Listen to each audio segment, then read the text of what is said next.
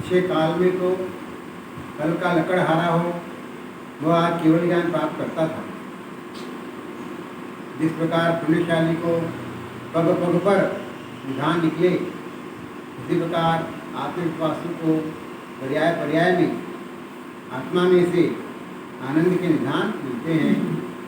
पूज्य गुरुदेव श्री 238 नंबर का बोल है, पुण्यशाली को पग पग पर निधान मिलते हैं। वो जो बिजनेस करे उसमें अच्छा धन मिलता है।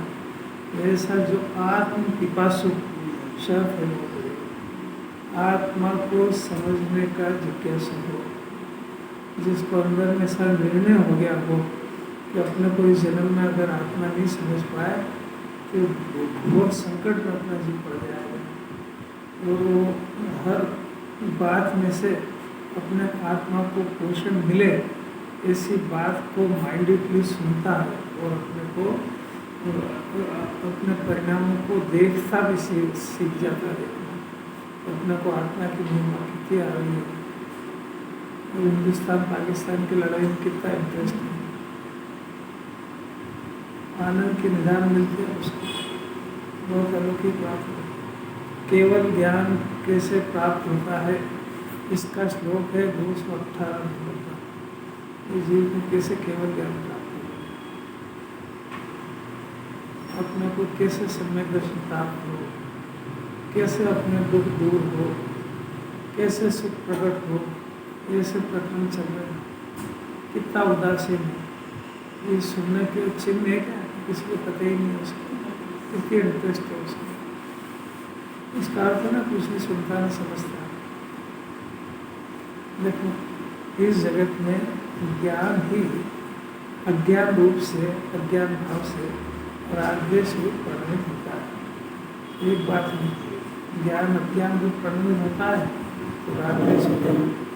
अब वो अज्ञान दूर कैसे हो कि वस्तुत्व में स्थापित एकाग्र की गई दृष्टि से वो अज्ञान दूर होता है।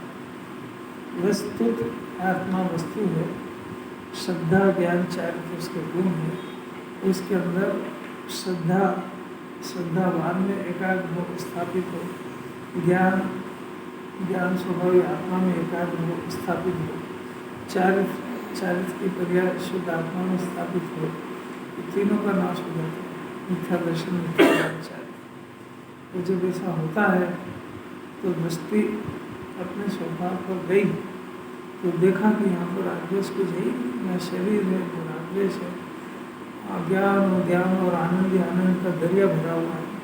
ऐसा देखने पर वो रागद्वेष तो कोई वस्तु ही नहीं है। देखो रागद्वेष तो कोई है नहीं, रागद्वेष कुछ भी नहीं, द्रव्य रूप से पृथक वस्तु नहीं है। किसको ऐसा दिखता है, जिसकी दृष्टि स्वभाव में एकाग्र हो गई है उसको ऐसा दिखता है। फिर रागद्वेष होते तो है, इसका जवाब पिछले भावार्थ में दे दिया गया।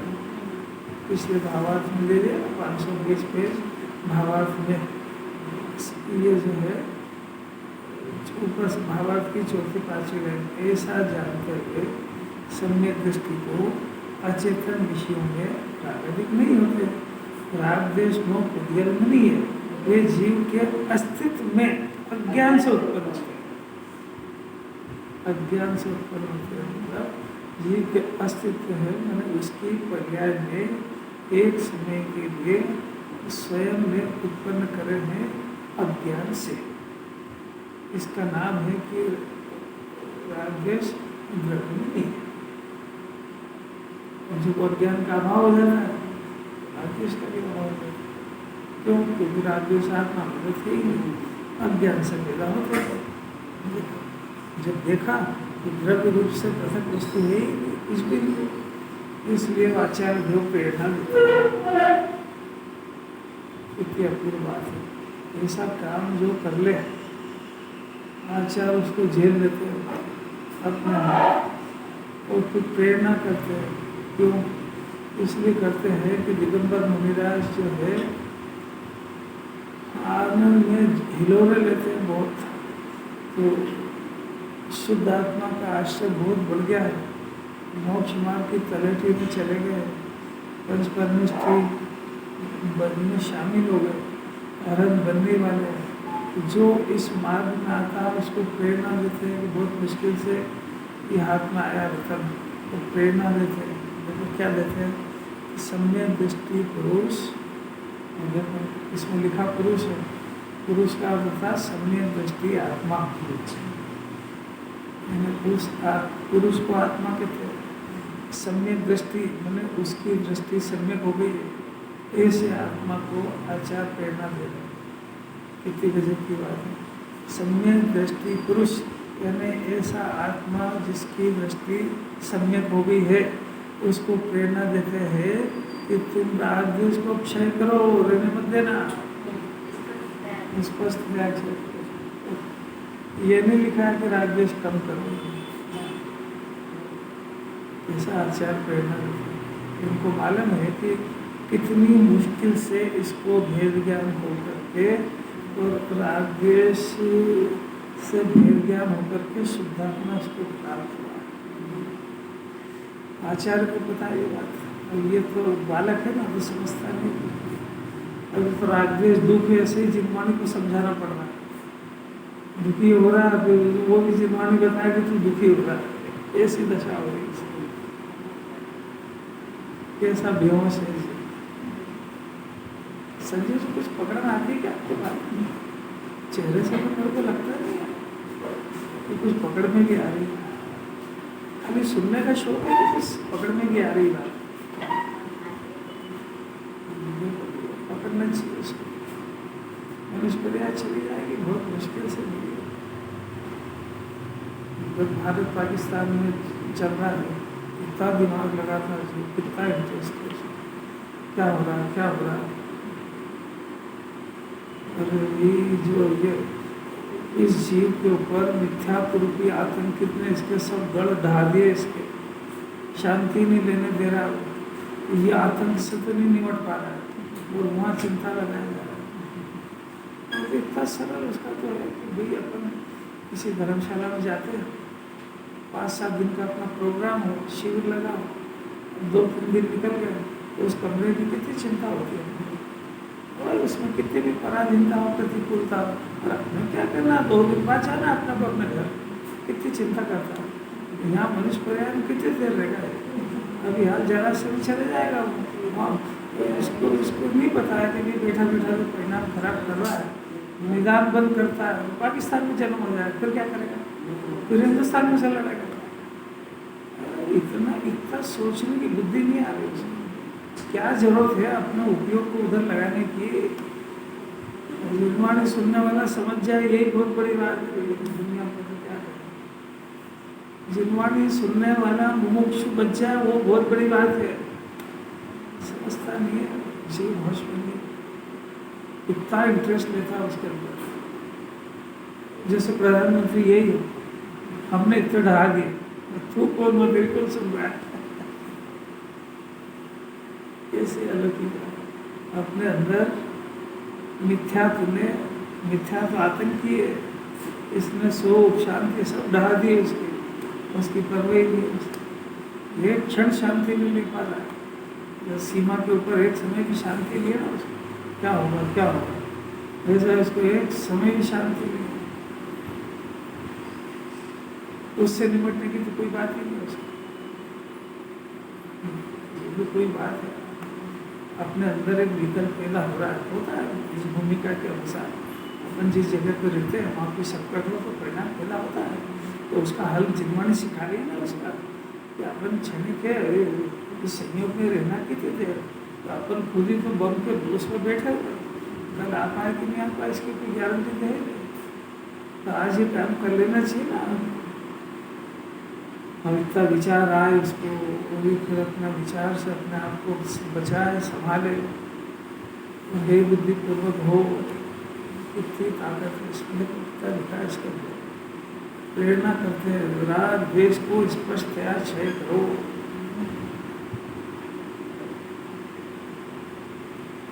कुंदाचार में ऐसा लिखा है, अज्ञानी जीव को राग द्वेष, मोह को तो पहचानते ही नहीं, राग और द्वेष मंद होते ही नहीं कभी, और कम भी नहीं होते। जिनवाणी में ऐसा लिखा है कि कषाय मंद होती है, कषाय मंद करो, ये सब प्राथमिक भूमिका की बातें हैं। इसका मूल कारण ये है कि मिथ्या दृष्टि, यानी उसके अंदर आत्मा का पता है नहीं, तो राग उपादेय बुद्धि पूर्वक चलता है, यानी राग की उपादेय बुद्धि। अब राग की उपादेय बुद्धि मैंने राग उसके श्रद्धा में उपादेय चलता है, तो जो चीज़ अपने श्रद्धा में उपादेय हो वो मंद और कम कैसे हो सकती है?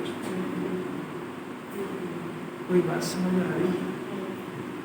ये नाटक कर रहा है, ठगा जाएगा बुरी तरह से, तो मेरे बहुत राग मंद है, द्रव्यलिंग निराज, राग कितना कम है, जिनवाने के लिए राग की रुचि उपादेय चलना कम थोड़ी हुआ हो, कैसे अपूर्व। जैसे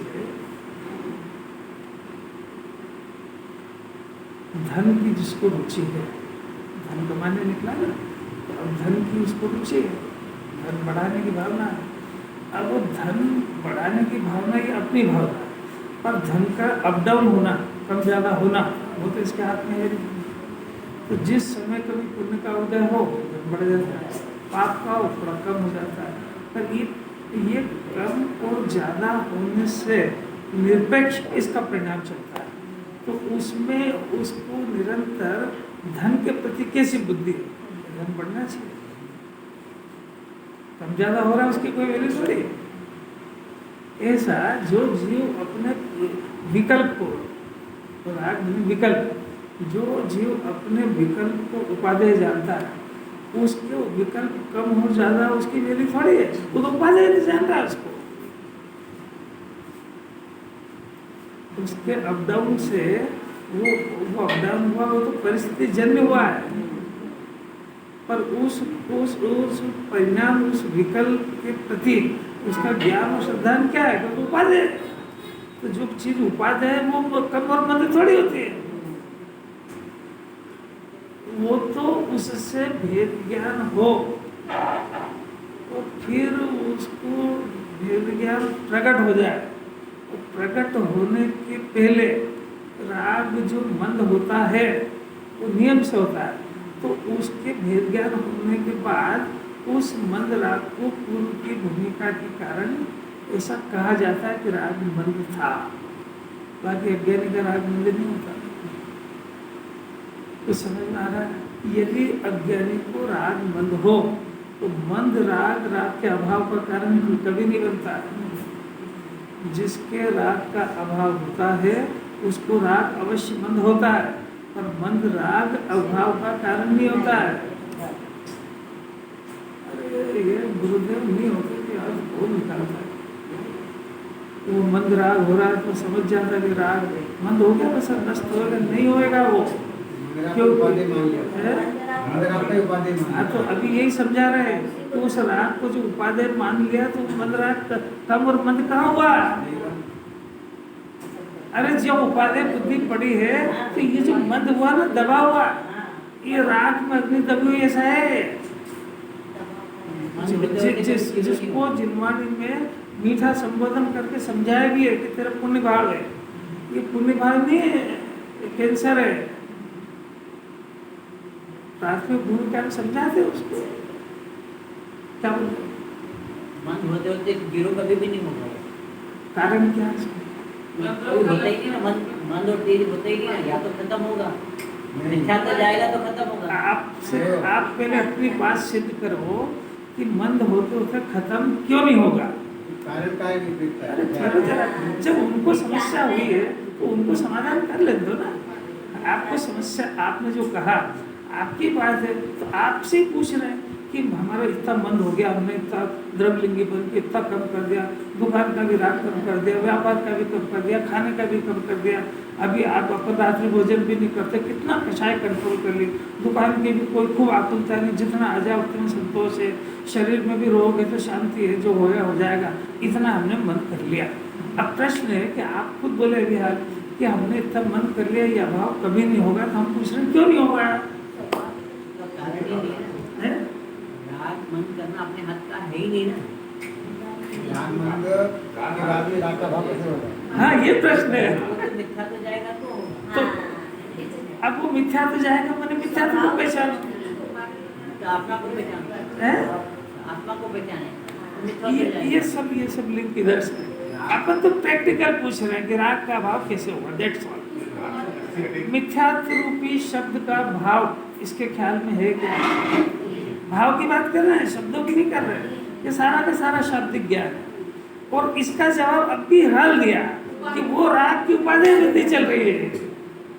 वो राग तीव्र और मंद की बात नहीं है, वो राग की उपाधि बुद्धि, राग में अहमपना, वो राग को जब अहमपना और उपाधि बुद्धि है, वो अभाव का कारण बन ही नहीं सकता।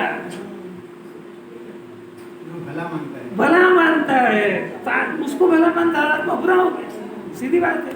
ये भले ही नहीं बोल पाए, पर इसका भाव तो अंदर में है ना। अंदर से ये इसको टीप टीप के बोलेगा, सब उत्तर गलत है। तो मिथ्यात्व को हटाना पड़ेगा, मिथ्यात्व का भाव ही तो नहीं पता। और राग की उपाधि बुद्धि, उसका नाम तो मिथ्यात्व है। आत्मा की उपाधि बुद्धि, उसका नाम तो सम्यक है। देखो जरा, इससे फेस करो, इससे अपने को राग जो है ये बंद हो रहा है तो अपने को उस समय अच्छा लगता है, तो ये उसकी श्रद्धा कहती धर्म हो गया, बस और क्या इतना तो कर लिया अपन। अब और आप मुझे क्या चाहते हो? इतने हमने समय साथ पढ़ लिया, पांचों परमागम पढ़ लिए, इतना ये पढ़ लिया, हमारा सारा का सारा अप टू डेट लाइफ चल रही है, हम रात्रि भोजन नहीं करते, कषाय की बहुत मान्यता है, विधान करते, किसी की बुराई नहीं करते, जितना मिल गया उसमें संतोष है, दवा असर करी तो भी ठीक है, नहीं तो क्रमबद्ध के सारे जी रहे। अब और क्या चाहते हैं हमसे? कि ये सभी तो नहीं चाहते हैं।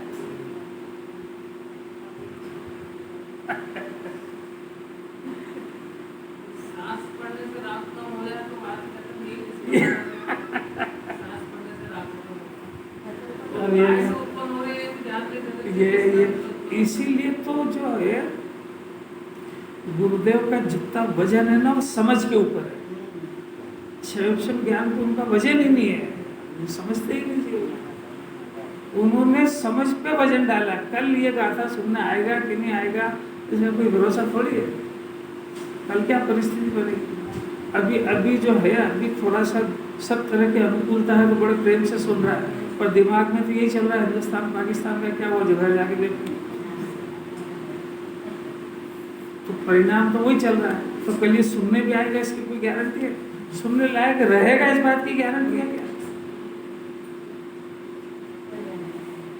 तो बहुत आनंद, ये बात आचार्यों को पता है, ज्ञानियों को पता है कि ये अभी सुन रहा है, आज इसको जो इंटरेस्ट है सुनने का, ये कल रहेगा, इसकी कोई गारंटी नहीं है। अभी असता का उधर अच्छों को आता है तो वो जिनवाणी को जितना पढ़ा है ना, उसके शब्द सुनना नहीं चाहता है। ये स्थिति आखिरी में हो जाती है। कईयों को देखा, उज्जैन की एक घटना है, एक जो महिला थी इतनी धर्मात्मा थी, एक समय भी कोई प्रवचन छोड़ती नहीं, सब जो आए विद्वानों का अपने घर आहार और विधान और इतनी और व्रत, तब सब। अब वो क्या हो गया कि उसकी आंखें चली गई, अब उसको पता नहीं कि दिन है कि रात। अब वो तो क्या करें बताओ। अब उसको कह के भी अब रात हो गई, हम नहीं देंगे, तो क्या की रात हो गई, क्योंकि भाई सुनो, आप पूजा सुनो, जो शास्त्र सुना, उसने बंद करो इसको। ये पूरी जिंदगी करने वाले को भाव बता रहा हूँ। इस भरोसे रहने ही मत इस पुण्य के उदय के। कैसी अलौकिक बात है। ये तो अभी समझ रहा है, अरे मेरे तो बस अब यहाँ से सीधा समोसरण में जाऊंगा सिमंदर भगवान के पास में। कितनी अलौकिक बात है। सम्यक दर्शन होने के बाद भी जो देव देव रहते ना, स्वर्ग के देव, उनको सुअवधि ज्ञान रहता है। फुर्सत नहीं रहती अवधि ज्ञान जोड़ने की। पर अपन एक कल्पना करो कि गुरुदेव वहाँ से देख रहे होंगे कि मैं हिंदुस्तान में क्या पढ़ा के आया है, और उनको पता लगे कि ये क्या कर रहे सब, मैंने पढ़ाया कुछ था, वे करते कुछ। सोच रहे हो तो वो क्या सोचेंगे कि इन्होंने करा क्या है। कैसी अद्भुत बात है। वो आत्मा उपाध्याय समझा रहे हैं। सब जरा बुद्धि लगाओ उस झगड़े में, नहीं अपने मिथ्यात्व का आतंक जो चल रहा है, जो इसके सब शांति के द्वार पे धमाके चल रहे हैं उसके, वो एक समय जीव को शांति नहीं मिलती, उसकी तो परवाह है नहीं, और वहाँ लगा हुआ जैसे प्रधानमंत्री खुद ही हो। कितना समय बर्बाद कर रहा है, कैसे उसमें परिणाम खराब कर रहा है, कैसी उत्पाद की अनुमोदना कर रहा है। इस पूरे देश सब तबाह हो रहे हैं, और ये देखेगा तो परिणाम खराब होंगे ही होंगे भाई। वो निमित्त है, वो कराता नहीं है, पर इसकी दशा ऐसी है कि इसको वो चीजें पसंद आती है। बहुत ही अलौकिक बात है। अभी प्रकरण क्या चल रहा है कि इसको राग जो उपाधि चल रहा है, तो वो राग कम हो और ज़्यादा हो, इससे निरपेक्ष उसको एक परिणाम ये निरंतर चलता है, और उसका नाम है राग की उपाधि होती है। तो जो राग को करना चाहता है उसका राग मन कब होएगा और कैसे होएगा, कैसा दिख तो रहा है कि दिख रहा है, वो परिस्थिति जन्य है, वो कभी है। क्यों? क्योंकि राग की उपाधि बुद्धि का अर्थ होता है कि वो निरंतर राग को बढ़ाना चाहता है। समझ में आ रहा है? तो राग को बढ़ाना चाहने वाला जीव राग को मंद कर रहा है, वो कितना % सत्य है? आई क्या समझ में आ रहा? अब फिर से पलटते कि राग से भिन्न जिसको शुद्धात्मा की अनुभूति हुई और उसके शुद्धोपयोग का एक स्वाद आया, और शुद्धोपयोग अभी नहीं है, और उसको शुद्ध परिणति चल रही है, वो जो उसको शुद्ध परिणति चल रही है उसको राग से भेद ज्ञान हुआ है। तो वो राग की उपाधि बुद्धि चली गई, वो शुद्ध आत्मा उपाधि है, ऐसी बुद्धि चली उत्पन्न हुई। अब उसके जो राग उत्पन्न हो रहा है, तो नंबर 1 कि अनंतानुबंधी का तो पूरी चला गया, राग खत्म ही हो चुका है उसका। तो अब जो बचा है राग प्रत्याख्यान वाला, वो राग को उसका श्रद्धा को उपाधि है ही नहीं, तो वो मंद होता जाता है, उसको मंद कहते हैं। ये जो सोच रहा है ना मंद और तीव्र, वो मंद और तीव्र नहीं है। मिथ्या दृष्टि के मंद राग की जैन दर्शन के अंदर रत्ती भर वैल्यू नहीं है। इस भरोसे मत रहना, इसलिए द्रव्यलिंगी को अपने क्षेत्र से बाहर बात करते हैं। उस मार्ग पे चले मत जाना। 2 गलतियां है, एक तो शास्त्र पढ़ के अपने आप को भ्रम में डाल लेता है, और एक बाहर के त्याग करके डाल लेता है। ये दोनों बातें द्रव्यलिंगी ने कर ली है। 11-9 पूर्व पढ़ लिए है तो उसका ज्ञान सम्यक नहीं हुआ है, वो सारा छोड़ के त्यागी हो गया तो नहीं हुआ है। क्योंकि उमा स्वामी आचार्य कह रहे हैं कि इनके बीच में एक मार्ग है, सम्यक दर्शन ज्ञान चाल ये बोझ। तो ये दोनों को करने का आग्रह मत रखो, अपनी श्रद्धा को सुधारने का आग्रह रखो। श्रद्धा को सुधारने का अर्थ शुद्ध आत्मा को उपाधि करना सीखो।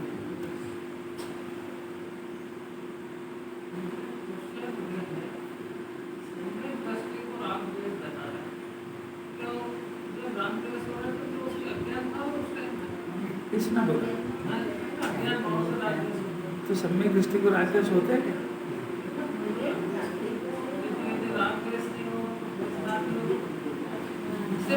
वही बात समझा। देखो एक बात हुई, ज्ञान का अज्ञान किसको कहते हैं, एक बात। दूसरी बात राग द्वेष कब होते हैं कि अज्ञानता होने पर होते हैं, दो बात। अब प्रश्न हुआ कि दूर कैसे हो, कि अपना स्वभाव मौजूद है तो श्रद्धा ज्ञान चारित्र की पर्याय वस्तुत्व में स्थापित करो, एकाग्रता करो, तो वस्तु में जैसे ही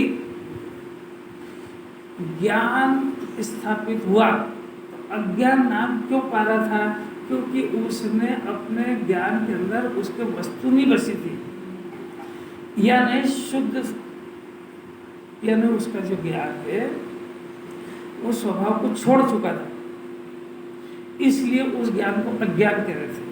अब जब उसने अपने ज्ञान में अपने स्वभाव को पकड़ लिया तो पकड़ने पर अज्ञान रहा कि नष्ट हो गया, नष्ट हो गया। तो जब उसको अज्ञान ही नष्ट हो गया तो अज्ञान था तो राग द्वेष हो रहे थे, जब अज्ञान ही नष्ट हो गया तो राग द्वेष पैदा होंगे कैसे? अस्थिरता चलने की अभी यहाँ चर्चा नहीं चल रही, अभी यहाँ चर्चा चल रही स्वभाव की, और उसका उत्पत्ति स्थल यानी जो हिंदुस्तान ने रडार से देखा तो उसकी जो मिसाइलें आ रही थी उसके पहले हवा में ध्वस्त कर दी, आने ही नहीं दिया इधर। तो जो सम्यक दृष्टि माने उसकी दृष्टि जब गायक के गई और उसने अपने श्रद्धा ज्ञान में गायक को स्वीकार करा तो राग द्वेष उत्पन्न ही नहीं हो पाया। इसका नाम है राग द्वेष का नष्ट करना। अरे उत्पन्न ही नहीं हो पाया क्योंकि उसकी दृष्टि स्वभाव की नहीं थी, इसीलिए तो राग द्वेष उत्पन्न हो रहा था। अस्थिरता वाली बात चारित्र में गई, अब तो उसकी श्रद्धा और ज्ञान दो ही बदल गए। पहले वो ज्ञान में राग को उपादेय जान रहा था, राग को स्व जान रहा था, अब राग भी है हो गया और राग पर के कोटे में चला गया, और श्रद्धा उससे भिन्न अपने को आत्मा मानती है, पहले राग को स्व मानती थी, ये दोनों काम हो गए। अब अस्थिरता जन्य माने चारित्र की पर्याय, जो स्वभाव में जितना नहीं टिक पा रही है उतना राग होता है, तो वो तो ज्ञान तो उसको भी नहीं जानता है, वो ज्ञान के कोटे में ही नहीं है, और जो अपने कोटे में नहीं है वो अपने नहीं है। जो अपने घर के अंदर कचरा है अपन ने निकाला, उस समय से ही उसको फेंकने की योजना है, पर वो बाहर चालन बन जाएगी, रखा कल गाड़ी नहीं आज तक। ऐसा उसका जो राग द्वेष का परिणाम है, तो जब तक स्वभाव में नहीं टिक पाता तब तक रहता है, पर निगाहें कैसी है उसकी कि मैं रहूँ आत्मा आप लीन, हर समय यही धुन है उसकी। यदि आज ही वो आत्मा में लीन हो जाए तो उसको कोई रोटी कपड़ा मकान नहीं चाहिए।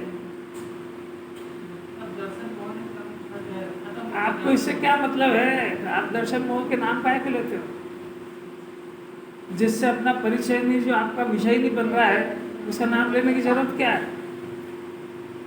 आपको क्या पता दर्शन मोह कहते किसको? किसका? फालतू अपने दिमाग को लगाना नहीं चाहिए। दो टप्पी बात समझ में आ जाए, इसके ये काम समझ में आ जाए, कर ले जो काम होना वो। ये शेर की पर्याय वो नहीं जानता दर्शन मोह किसको कहते हैं, और मोक्ष मार्गी कह रही जिनवाणी। जब ये केवल ज्ञान होने की विधि बता रहे हैं तो ये गुण सब पूछ रहा है कि मैंने छठे के बाद सातवें में निर्विकल्प हुआ तो आठवां कब आएगा, नौवां कब आएगा, कि तू ये देखने जाएगा तो वापिस छठे में आ जाएगा। तेरा को क्या करना है, तू तेरा काम करता रहे, गुण स्थान अपने आप बदलते जाएंगे। तुम तो तुम्हारा पौष्टिक भोजन कर लो, उसमें क्या बनना है सब शरीर काम उसके अंदर होता रहेगा। अब तुम कहो कि मेरे को तो लेबोरेटरी से बताओ तो जरा कितना खून बन रहा है, कितना, तो यही देखता रहेगा। अब देखो फिर क्या हुआ कि द्रव्य दृष्टि हो गई इसको, वो देखने पर अब वो जब बाहर आया निर्विकल्पता से सविकल्प में आया, तो उससे पूछा क्या हुआ राग द्वेष का? ये तो कोई वस्तु ही नहीं, मेरे अंदर मिला ही नहीं है। तो कैसा गजब है। सम्यक दृष्टि को उससे पूछो राग द्वेष कहाँ है, कि कोई वस्तु नहीं है, कोई वस्तु ही नहीं है, यानी द्रव्य रूप से पृथक वस्तु नहीं है। यानी ये राग द्वेष होता है, ये मेरे वस्तु के अंदर, देखो इधर भावार्थ में लिख दिया ना उन्होंने, राग द्वेष मोह पुद्गल में नहीं है, जीव के अस्तित्व में, माने द्रव्य के अस्तित्व में नहीं, पर्याय में होते हैं और अज्ञान से होते हैं। और वो अज्ञान होता है, क्षणिक होता है। अज्ञान सिर्फ इतनी देर का है कि उसके ज्ञान को उसके द्रव्य का एड्रेस नहीं पता है। और जिस समय उसको द्रव्य स्वभाव का एड्रेस पता लग गया और उसने अपने ज्ञान से वहां पहुंच गया, उसी समय अज्ञान नष्ट हो जाएगा।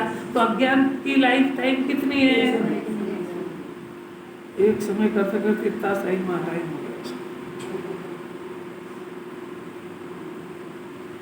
वो समय आ जाए,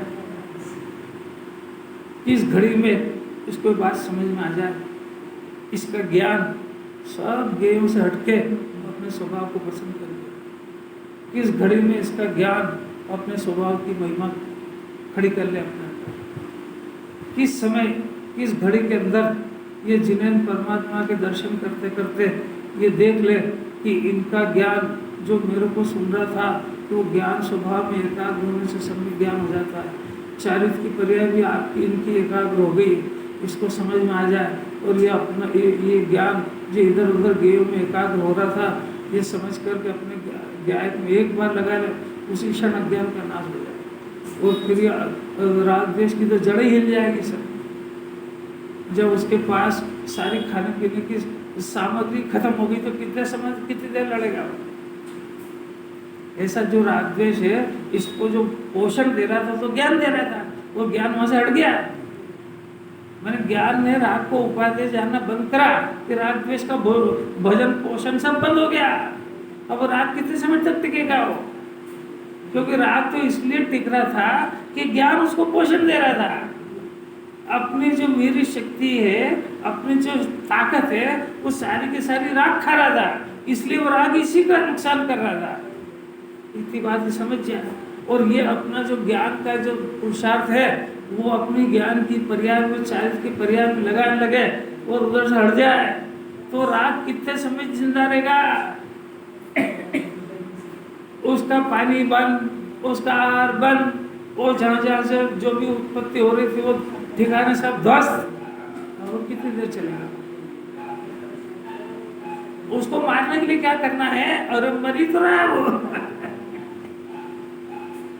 अरे वो प्रेम से समझो, ये जीव जिन पदार्थों को अपना मान रहा था तो राग अनंत अनुबंधी का हो रहा था। अब वो ठिकाना ध्वस्त हो गया, इसने उन पदार्थों को अपना मानना बंद कर दिया और शुद्धात्मा को अपना मान लिया। तो जो राग की जड़ थी वो कट गई। तो जिन जिन को अपना मान रहा था उनको तो सबको पराया जान लिया। अब ये राग को पोषण जो मिल रहा था अपने तो बने का, अब वो राग कितनी देर का रहता है? वो थोड़ी सी देर का रहता है जो उनसे पुराना वास्ता था। एक लड़की का ब्याह हुआ, ब्याह होने के पहले महीने में 1 साल तक उसको माँ बाप का राग कितना रहता है, और 10 साल 20 साल के बाद में कितना रहता है? सबको आपको अनुभव है कि नहीं है? 20 साल के बाद में तो ऐसा है, कभी से भी याद आ गई तो ठीक है, नहीं तो वो भी गई।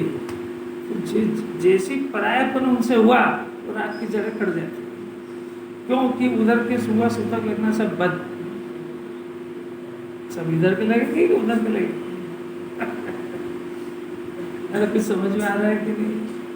तो ये जैसे ही इसका ब्याह हुआ आत्मा से और राग से कटी और राग को पर जान लिया, राग को दुख जान लिया और उन संयोगों को पर जान लिया।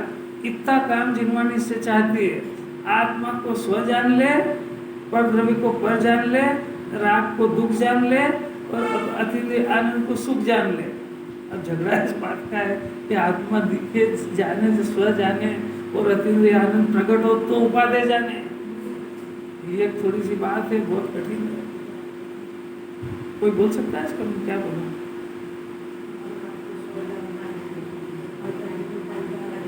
ताकत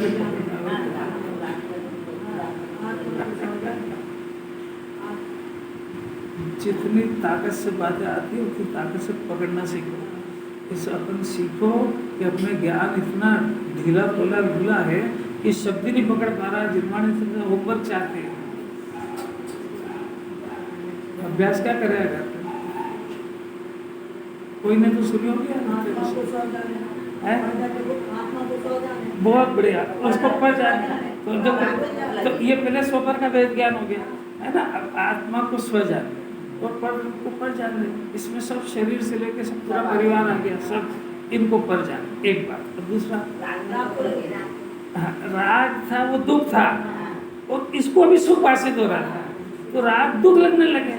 और आत्मा को जैसे स्व जाना का तो एक अतीन्द्रिय सुख पैदा होगा, उस सुख को उपाधि जाने तभी राग है होएगा, ऐसा थोड़ी बोलने से हो जाएगा। समझ में आया? उनको सबको स्व जान रहा था, इसलिए राग बंधन बुद्धि का हुआ। अब उन आत्मा को स्व जाना तो राग द्वेष की तो जान पड़ गई। अब वो उनको जैसे स्व इसको जाना, वो सारा ऑटोमेटिकली पर हो गए, उनको बोलना थोड़ी पड़ते हो, तो वो पर के खाते में चले गए। तो ये स्वपर का भेद ज्ञान हो गया। अब सुख और दुख का भेद ज्ञान हो जाएगा। पहले वो जो राग उत्पन्न हो रहा था उनको अपना मान के वो इसको कर्तव्य और सुख भाषित हो रहा था। अब जैसे इसने आत्मा को स्व जाना तो निर्विकल्प अतीन्द्रिय आनंद का जन्म हुआ, शुद्धोपयोग का। तो ये शुद्धोपयोग का जो आनंद आया, तो इसकी समझ ही बदल गई कि मोक्ष का मार्ग तो ये है। अब तो मेरे को समझ में आ गया कि जितना जितना इसमें लीन होऊंगा उतना जल्दी परमात्मा बनूंगा। तो ये परिणाम है, ये सुख है, और राग का परिणाम दुख है। कहना नहीं पड़ता उसको, तो ये सुख है और वो दुख है। अब वो कितना पूरी जिंदगी जिनवाणी पढ़े याद करे तो भी दुख नहीं मानेगा उसका। अरे वो चखेगा जब वो उपाधि मानेगा। तो प्रश्न है कि चखा नहीं तो उसको है कैसे जाने? राग को है तो राग को उपाधि जान रहा है, इसीलिए तो स्वाद नहीं आ रहा है। तो पर को स्वाद जान रहा है, इसीलिए तो अनंत अनुबंधी राग खड़ा है। जिनवाणी कभी इधर से बोलेगी कभी उधर से, काम तो एक ही समय में होना, सुपर का भेद ज्ञान तो एक ही काल में होना। अब कोई बात नहीं, सब विकल्प तो अभ्यास करो। इस दुष्ट को जो अंदर पैदा हो रहा है, अपने इसको आतंकी तो जानो, ये अपने सुख के ठिकाने ढा रहा है ऐसा तो जानो, अपने ज्ञान को जागृत तो करो। ये बार बार इसका श्रद्धा और ज्ञान ही कहता है कि राग उपाधि ये नहीं करेंगे तो घर बिगड़ जाएगा, ये आवाज उल्टी बंद कर दो इसको, और जिनवाणी के अनुसार अपने श्रद्धा ज्ञान में बोलना सीखो। घर बार नहीं बिगड़ेगा, मेरा जीवन बिगड़ जाएगा। अगर ये राग इस जन्म में उपाधि रह गया तो मेरा जीवन तहस नहस हो जाएगा, ये बोलना सीखो। ये बोलेगा तो किसी दिन वो राग ढीला पड़ेगा, नहीं तो सुनेगा तो ये करेगा वही।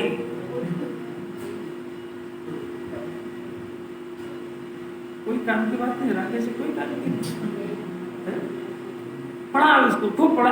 ये आचार्य कह रहे हैं ना, ये देखो इसमें लिखा स्पष्ट, आचार्य प्रेरणा कह रहे हैं कि सम्यक दृष्टि पुरुष, माना तेरी दृष्टि सम्यक हो गई है, तेरे कितनी मुश्किल से काम हो गया है, तो ये राग द्वेष को स्पष्ट क्षय कर देना। तेरे को क्षय करने की विधि समझ में आ गई। क्या है कि जितना जितना स्वभाव में लीन होगा क्षय होते जाएंगे, और पूरा लीन हुआ तो पूरा नष्ट हो जाएंगे। तो अरे आपको क्षय करने की विधि बता रहे थे, अस्थिरता जनित राग को काहे को देख रहे हो? अरे बचे हुए राग को नष्ट करने की विधि चल रही है ना, उसको ज्ञान हो गया तो समझ में आया ना कि ये जो राग बचा है इसकी नष्ट करने की विधि क्या है। तो बस तो ये समझा रहे ना आचार्य कि बचा हुआ इसको मत देखना बार बार, ये रोग को बार बार याद मत करना, क्योंकि तू तो बस इसको लीन होने की विधि में तो इसमें डूबते जाना, तो ये उतना उतना मरता जाएगा और पूरा लीन हो जाएगा। तो लिखा देखो आगे स्पष्ट क्षय करो, जिससे पूर्ण केवल ज्ञान ज्योति प्रकट हो जाएगी, यानी केवल ज्ञान हो जाएगा। यहाँ समझ में नहीं आया तो भावार्थ की आखिरी लाइन देखो, ऐसा करेगा तो घाती कर्म का नाश होकर के केवल ज्ञान उत्पन्न हो जाएगा। आचार्य क्या पढ़ा रहे हैं ये सब दो तो देखो। बचे हुए राग अपना विषय ही नहीं है, अपना विषय तो शुद्धात्मा बन गया है, और उसमें कैसे लीन होना ये बन गया है। और राग को अपन देखे क्यों जो दुश्मन है, भावार्थ में लिख दिया यही तो बात है। जैसे एक पेशेंट है, अब एकदम से तो ठीक नहीं होता, आधा ठीक होता आधा बीमार है, तो जब उससे पूछो जब वो बीमारी गैर होना होता है, अरे पर तेरे को जितना फायदा हो वो तो बोल, तो तेरा विषय बीमारी है कि फायदा है? समझ में आ रहा है? कोई काम ऐसा होता ही नहीं। दुकान के ऊपर बैठे तो खर्चा भी होता है और कमाई भी होती है। अब बार बार खर्चा ही खर्चा गिना है, अरे तेरी जो कमाई हो रही वो भी तो दे, हाँ बैलेंस देख ले भले। अब उसमें बिजली का खर्चा है, नौकर का खर्चा है, डूबना है, थोड़ा वेस्टेज जाना है, थोड़ा उधारी डूबना, ये सब भी होता है। तो तेरे को इसी का रोना है तो प्रसन्न कैसे रहेगा? कमाई से रहेगा कि खर्चे को देख के रहेगा? नहीं आती समझ। ऐसा यहाँ तो साधक दशा में दोनों होगी। तो ज्ञानी प्रसन्न रहता है किसके दम पे? कि वो तो अपने आनंद देखता है। तो कैसा है, कोई शरीर के रोग को देखता है क्या? ये तो अज्ञान की सुब्रत है, रोई करेगा मेरे शरीर में ये हो गया वो हो गया। तो तू एक काम कर, पूरी दुनिया में ऐसा अच्छा स्वस्थ शरीर वाला आदमी ढूंढ के ला। तीर्थन करते वो भी छोड़ गए, जानते थे इसका स्वभाव। तो तू वो काम चाह रहा है जो दुनिया में किसी से होता ही नहीं है, तो रोएगा जिंदगी भर। नहीं आ रही क्या समझ? टाइम हो गया, भावार्थ है, पढ़ लेते जरा सा। राग द्वेष कोई पृथक द्रव्य नहीं है, सिद्ध कर दिया आचार्य ने, क्योंकि राग द्वेष को परिणाम जीव का ज्ञान भास होते हैं। इसलिए सम्यक दृष्टि होकर, यानी अपनी दृष्टि को सम्यक बनाकर, यानी अपने 6 द्रव्य 7 तत्व में अपने शुद्धात्मा को छांट कर, उसका नाम तत्व दृष्टि। उस तत्व दृष्टि से देखो तो राग द्वेष कुछ भी वस्तु है ही नहीं, ऐसा दिखाई देगा। ऐसा ज्ञान से देखना सीख जाएगा, राग द्वेष हो रहा है मेरे कोई वस्तु है ही नहीं।